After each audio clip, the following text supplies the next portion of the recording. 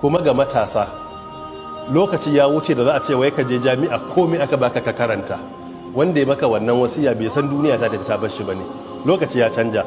In ka je jami'a za ka karatu sai ga kowa ce baya son course din, kowa ya gudu baya so, to kai kafa da karantawa. Gara ka kara tanadi shekara mai zuwa ka karanta abin da zai amfani. Kawai dan ka je ka shiga, muna da wanda mutum zai je karanta abin da ba a da bukatansa, ya zama kamar a museum abubuwan suke a yanzu. Kuma mutum ya kammala sai ya zo ya ce zai aiki a NNPC ne ko kuma NDIC ko Central Bank ko kaza da kaza, kuma shi ya san me ya karanta.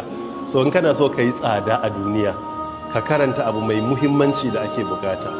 Na biyu kuma ka ci gaba da adding value wa rayuwarka.